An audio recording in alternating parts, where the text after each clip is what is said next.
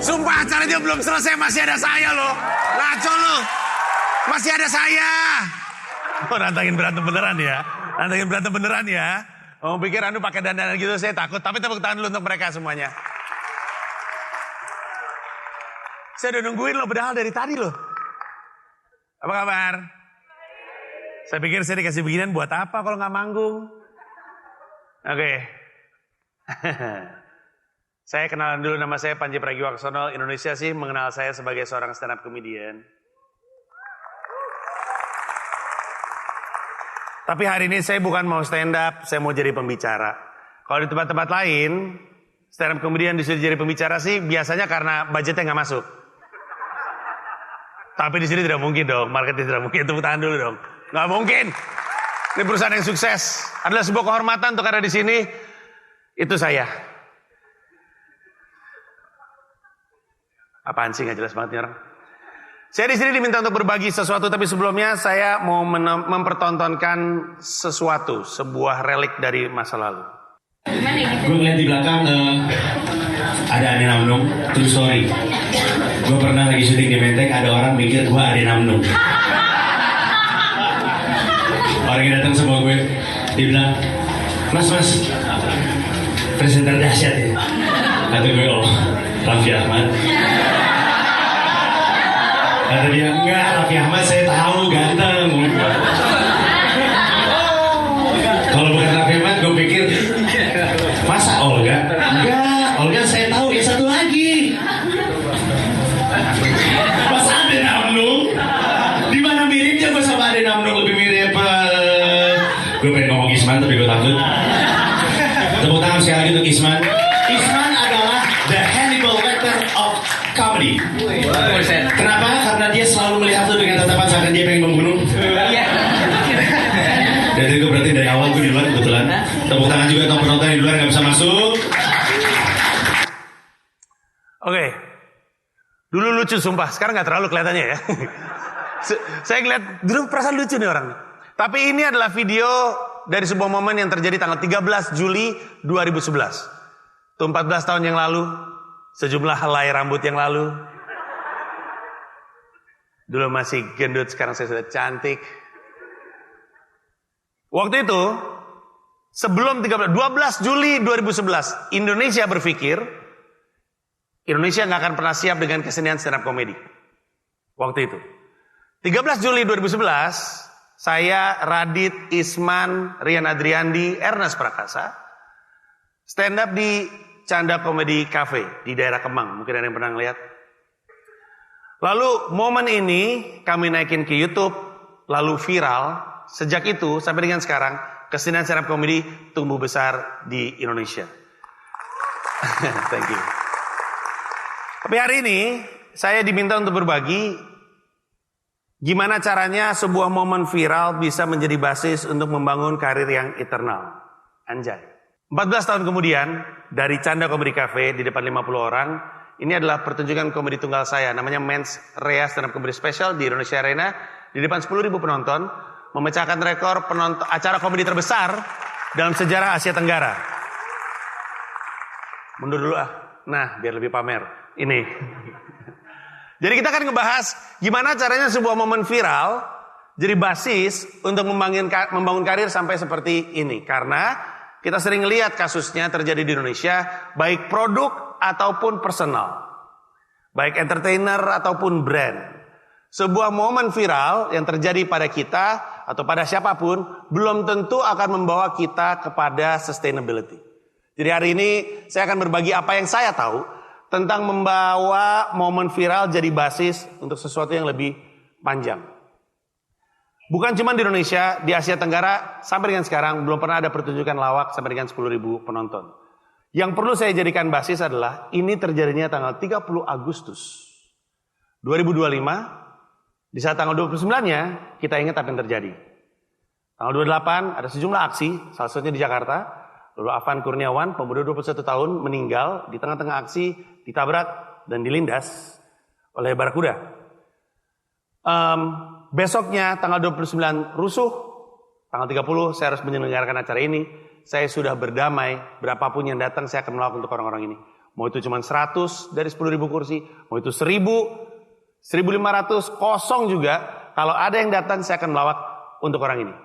Tapi ternyata 10.000 orang hadir di tengah situasi seperti itu. Jadi bukan hanya soal memanfaatkan sebuah momen viral untuk membangun karir, tapi juga membangun brand yang membuat orang percaya. Nggak mungkin hanya lucu yang membuat orang mau datang di saat situasi lagi seperti ini. Saya memimpin perusahaan namanya Comika. Untuk yang belum tahu, kami bergerak di bidang stand up comedy 360. Kami punya promotor event dari acara mingguan sampai acara tahunan, dari skala 100 sampai acara 10.000. Kami punya comedy club di Wijaya namanya Comika Comedy Club. Kami juga memanage karir sejumlah stand up comedian selain saya sendiri. Kami juga punya platform digital comika.id, itu kayak Netflix, berlangganan OTT untuk nonton konten stand up comedy tanpa sensor, tanpa potong.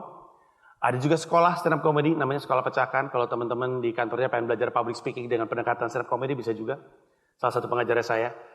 Nah, tapi karena memimpin sejumlah stand up comedian, kami harus membantu stand up comedian di bawah kami untuk juga bisa punya karir yang sustainable. Di Comika ada yang namanya rukun komika. Seperti rukun Islam atau rukun iman, tapi untuk stand up comedian. Maklum, bosnya rajin sholat.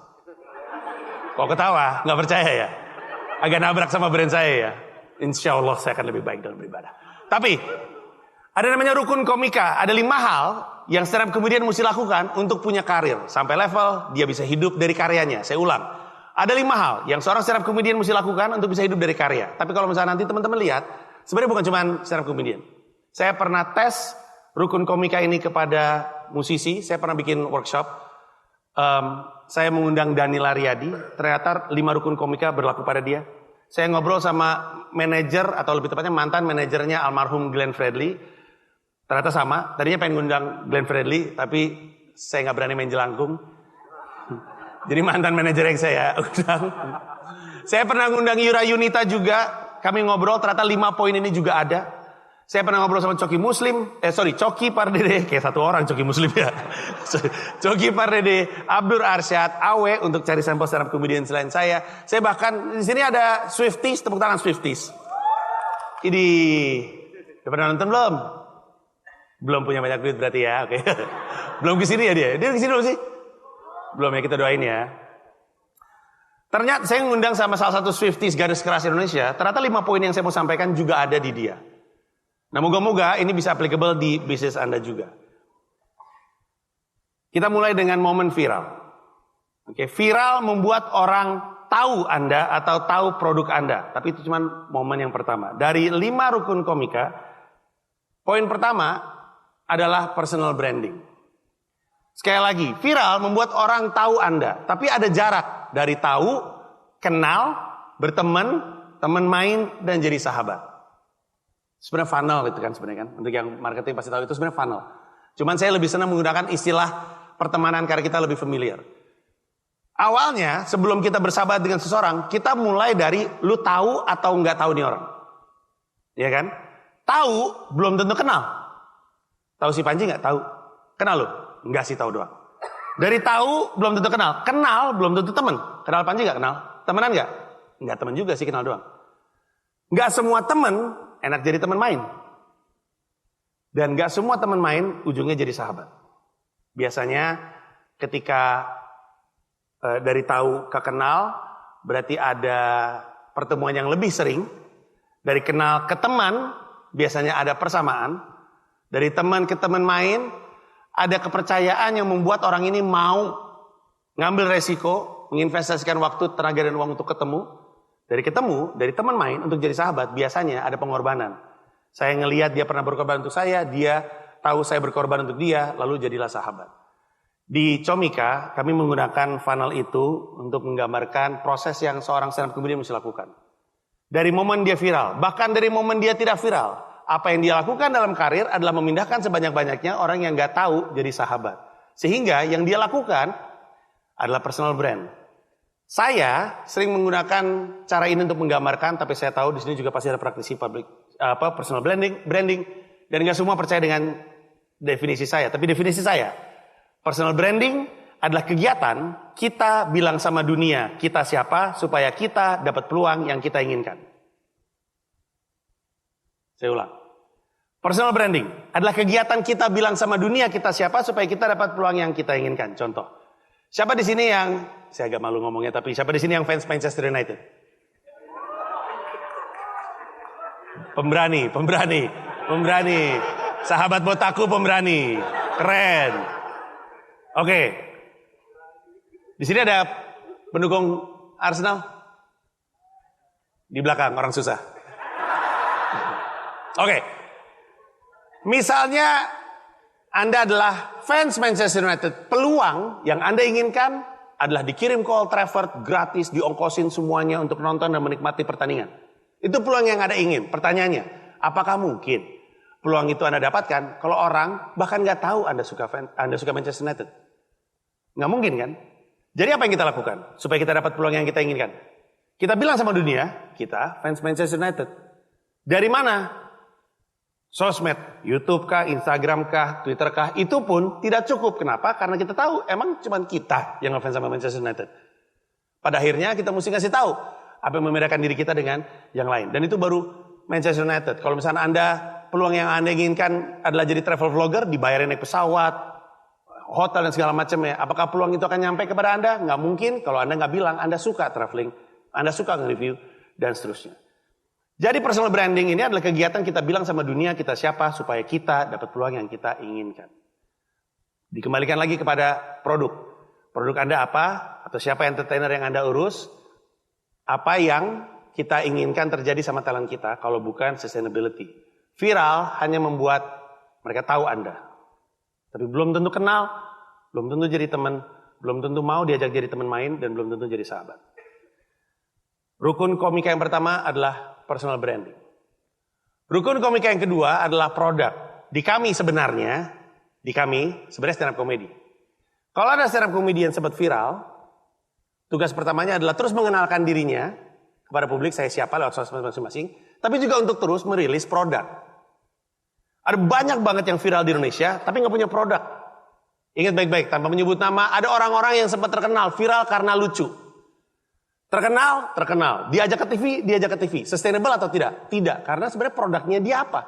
Selain misalnya ngomel-ngomel, atau ini yang Anda lakukan kan? Tahu itu gak? Demi Tuhan, apa produk dia sebenarnya? Tanpa produk, nggak ada keberlanjutan. Jadi, viral adalah satu hal. Dan bisa aja viral karena produk Anda. Tapi kan kita nggak pengen orang cuma tahu produk kita. Kita pengen orang kenal, yang berarti produk kita harus rilis terus. Teman, yang berarti produk kita brandnya cukup kuat untuk membuat orang bilang, oh ini gue pas nih sama dia. Dan begitu terpercaya untuk jadi teman main. Dan begitu panjang prosesnya perjalanannya untuk jadi sahabat. Tapi dalam konteks kami, si stand up comedian yang sempat viral harus terus stand up. Kalau misalkan dia pernah viral pertama kali karena stand up comedy, tapi abis itu dia udah gak pernah stand up lagi, gak pernah posting klip stand up lagi. Orang lihat Instagramnya, oh ini yang waktu itu viral nih, pas lihat Instagram isinya main kucing mulu. Apa iya job stand up yang akan masuk ke dia? Tidak kan? Paling endorse makanan kucing nih. Karena produknya nggak dia lanjutkan, jadi dia cuman udah viral nih, kelar diri gue yang gue cari terkenal, tapi dia nggak ngelanjut, nggak bikin produk. Dia nggak jelasin produknya sebenarnya seperti apa. Jadi rukun komika yang kedua sebenarnya adalah stand up comedy, tapi untuk konteks yang lebih umum, rukun komika yang kedua adalah mencoba untuk terus konsisten menghasilkan produk. Supaya mereka benar-benar kenal produk kita dari core produknya ketimbang dari viralnya yang nggak pernah benar-benar kita bisa ukur.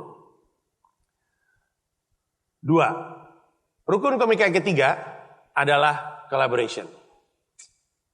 Keren banget nih foto. Untuk yang belum tahu, saya emang agak-agak sombong sedikit. Oke, kolaborasi. Kolaborasi di kami intinya adalah sering-sering keluar dari sosmed Anda. Sesederhana itu. Stand up comedian nih, pernah viral. Orang datang ke Instagram dia. Dia konsisten personal brand untuk ngasih tahu dia seperti apa. Dia konsisten stand up, ditaruh di postingan Instagramnya, di TikToknya, di stand upnya.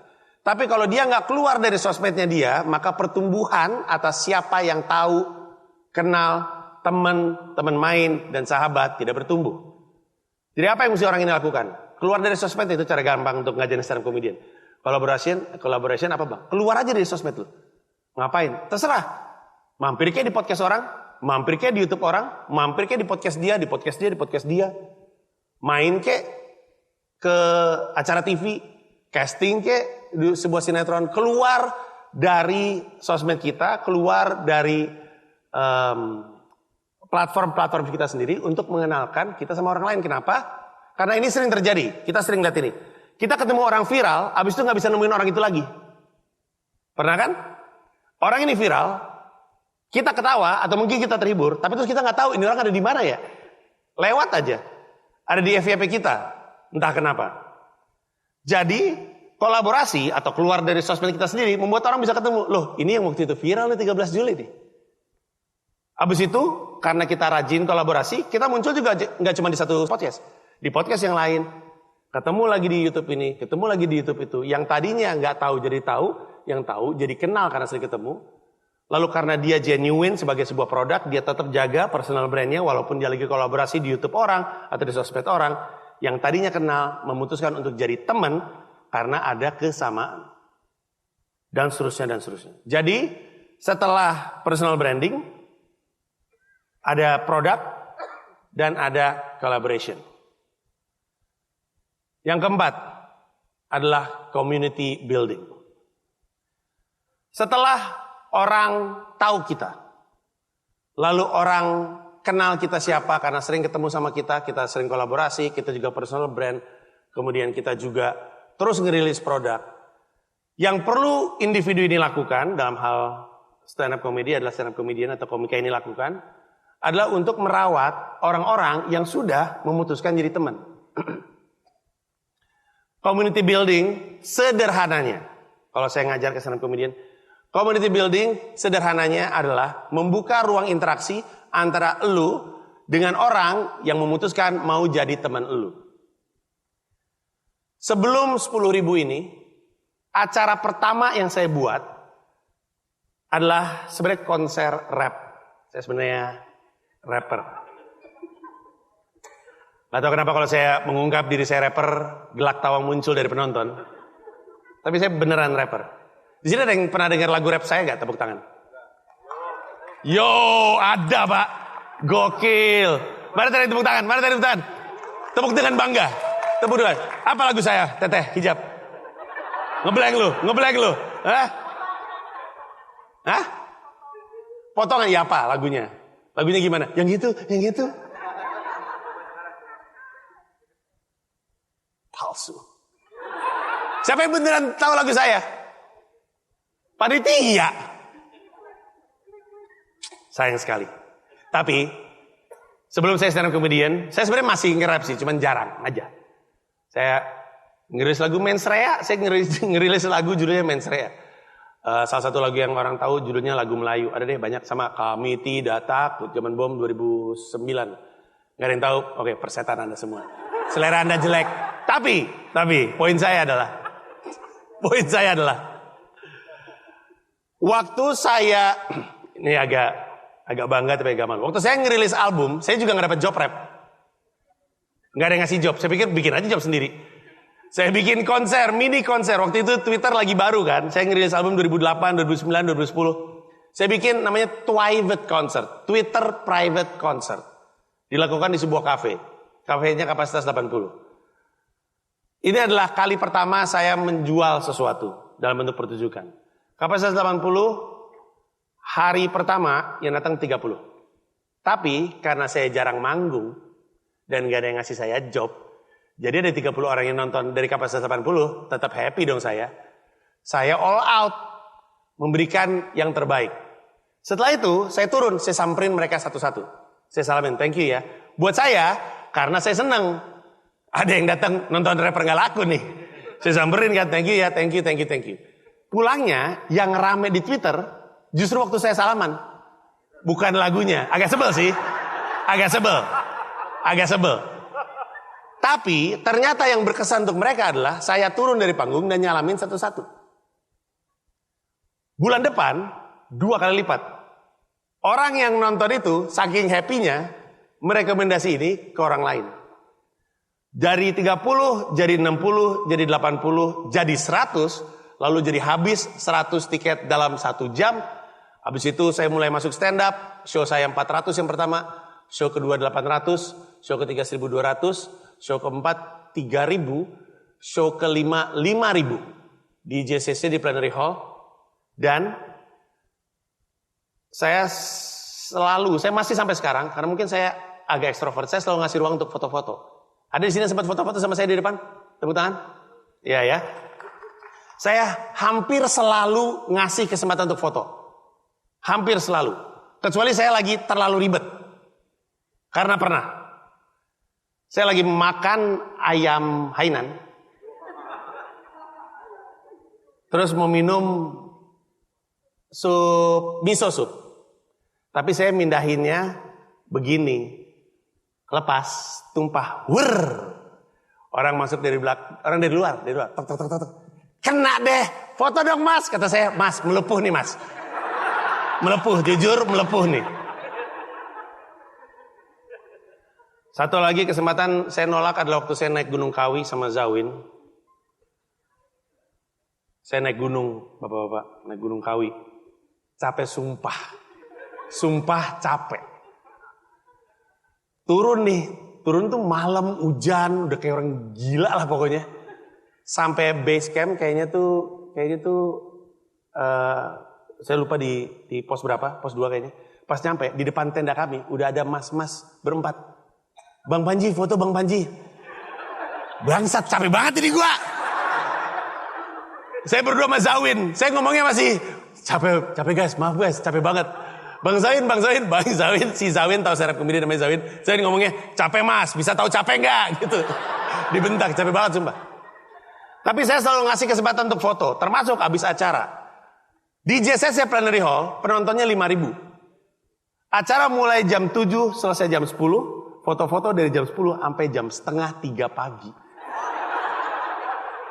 Lebih lama foto-fotonya dari lawaknya. Tapi karena Panji ini ngerawat fanbase-nya dari 30.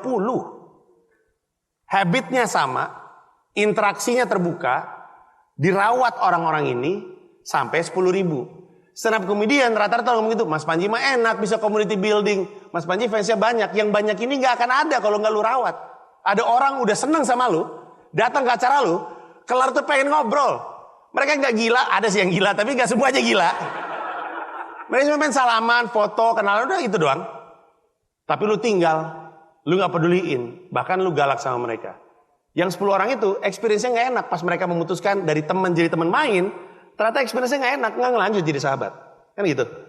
Nah jadi community building itu cuma ngebuka ruang interaksi.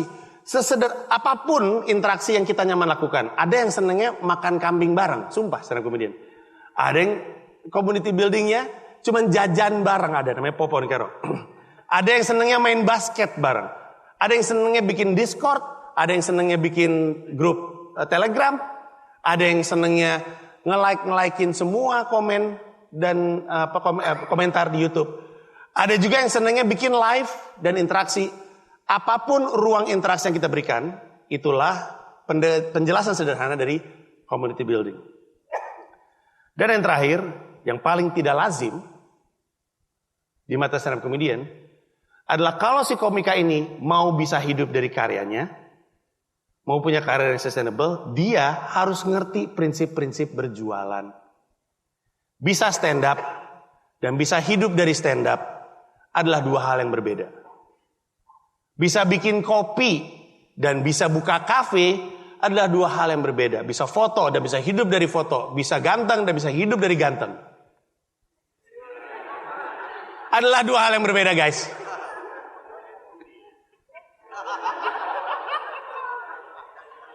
Adalah 2 hal yang berbeda. Bisa stand up, ilmunya kan ilmu stand up. Bisa hidup dari stand up, ilmunya ilmu bisnis.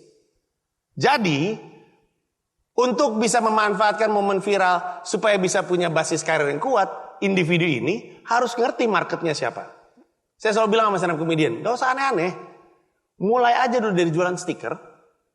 Kita lihat siapa aja sih yang beli. Dari kota mana aja. Naikin habis itu. Jual lah topi. COGS-nya berapa sih? 20.000, 25.000. Naiklah kemudian jualan kaos. Berapa sih COGS-nya? 85.000, 80.000. Apa yang kita lakukan dengan mulai berjualan? Kita jadi punya sensitivitas juga. Kita tahu bahasa yang tepat untuk konsumen kita. Kita tahu konsumen kita ada di mana. Kita tahu cara mempromosikan yang pas untuk market kita. Karena tiap entertainer pasti beda-beda. Pada saat yang bersamaan, kalau kita mau hidup dari karya, maka kita mesti membantu mereka mengelola resiko. Ini yang jarang sekali dipikirin sama entertainer. Entertainer viral di YouTube, nyanyi, di Instagram segala macam. Tiba-tiba dia bikin show, nggak ada yang mau datang. Terus dia bingung, ya ampun. Padahal jutaan yang lihat gua. Ya lu, 3 tahun dalam karir lu ngasih produk gratis, tiba-tiba konser lu harganya 500.000. Ya kaget lah orang bisa nonton gratis. Bantu mereka belajar mengelola resiko. Banyak di antara fanbase Anda mesti dibimbing. Kalau dia terbiasa untuk beli sesuatu dari Anda, dia terbiasa untuk mengelola itu. Dia terbiasa, Bang Panji biasanya ngeluarin produk pas tanggal gajian. Tanggal gajian berikutnya gue tahan deh. Anda mungkin tidak percaya, yang nonton acara ini banyak yang nabung koin. Panji kalau promo show setahun sebelumnya. Kenapa? Karena Panji peduli dengan kesiapan orang-orang ini. Saya paling sebel tuh sama anak-anak komunitas stand up. Tolol mereka semua tuh keren-keren. Masa mereka jualan, tapi harga tiket, venue, produknya kayak apa, baru diumumin hari H. Ada yang masih bingung, salahnya di mana? We cannot build anticipation. Semua momen di mana Apple tuh yang ngantri beli handphonenya banyak. Tahu kan biasanya kan Apple kalau nulis produk baru tuh orang pada ngantri. Saya dulu nge-MC. Saya jadi bagian dari launching Nokia communicator terbaru, orang pada ngantri panjang, terus Sony Ericsson P990i, kayak gitu-gitu, Krispy Kreme pertama buka, ngantri. Semua itu bisa terjadi kalau mereka tahu harganya, di mananya, kapannya. Ya kan? Stand up comedian tuh banyak yang takut ngerilis harga, sehingga ngerilisnya di hari H. Lalu ketika penjualannya nggak naik, mereka bingung, kenapa ya bang? Ya, orang kan mesti nabung. Selling is an art form in itself. Mesti belajar jualan. Kita belajar, mereka belajar. Kita belajar untuk mengasah sensitivitas kita dalam berjualan. Mereka belajar untuk mengelola resiko supaya mereka bisa membantu kita hidup dari karya kita. Karena ujung-ujungnya di markas Comika di kantor kami di Tembok ada tulisan Komika hidup dari karya. Itu misi kami kepada stakeholder kami stand up comedian. Kami bertugas untuk membantu mereka bisa hidup dari stand up dan kami bertugas untuk membuat Anda ketawa. Itu doang. Kampanye Comika namanya ketawain aja. That's it. Nike punya Just Do It atau Adidas punya Impossible Is Nothing. Kami punya ketawain aja. Anda lagi bete sama urusan rumah tangga, ketawain aja. Ada show namanya Danny Blues, keresahan bapak-bapak. Iya benar. Anda bete sama kondisi politik Indonesia, ketawain aja. Ada mensrea stand up comedy special ngomongin politik. Apapun yang bikin Anda bete, yang bikin Anda kesel, ketawain aja di Comika Comedy Club. Rabu, Kamis, Jumat, Sabtu pasti ada show. Yang Jumat gratis bahkan. Terima kasih banyak tepuk tangannya. 2 orang, it's okay, fine. Gratis seumur hidup untuk Anda. Teteh berdua gratis nonton stand up di Comika Comedy Club seumur hidup tiap hari Jumat. Karena tiap hari Jumat memang gratis. Komika hidup dari karya, artinya kualitas karya yang tinggi dan kuantitas fans yang banyak. Let that sink in. Komika bisa hidup dari karya kalau kualitas karyanya tinggi dan kuantitas fanbase-nya banyak. Kalau fanbase-nya 10 juta, tapi kualitas karyanya 1000-an, orang gak mau bayar 10.000, apalagi bayar 1 juta. Bisa gak nih orang hidup dari karya? Nggak bisa. Jadi kualitas karya mesti tinggi. Tapi kalau kualitas harganya mahal, kualitas produknya mahal, tapi yang sepakat bahwa itu mahal cuma 5 orang, juga nggak bisa hidup dari karya kan? Berarti kan untuk individu ini bisa hidup dari karyanya, kualitas karyanya mesti tinggi sehingga orang mau bayar 3 juta, 4 juta, 5 juta, 1 juta. Dan yang bayar 10.000 orang. Dan untuk bisa mencapai titik itu, itulah kenapa semua yang tadi kita bahas penting. Rukun Komika atau rukun usaha Anda adalah personal branding, product, collaboration, community building, and selling. Belum tentu ini adalah jawaban yang paling optimal, tapi setidaknya dari riset yang saya lakukan, dari studi yang saya lakukan, dan dari yang saya praktekkan kepada tim saya sendiri, inilah yang bisa membantu membuat momen viral jadi basis membangun karir yang eternal. Saya Panji Pragiwaksono, terima kasih banyak semua. Thank you.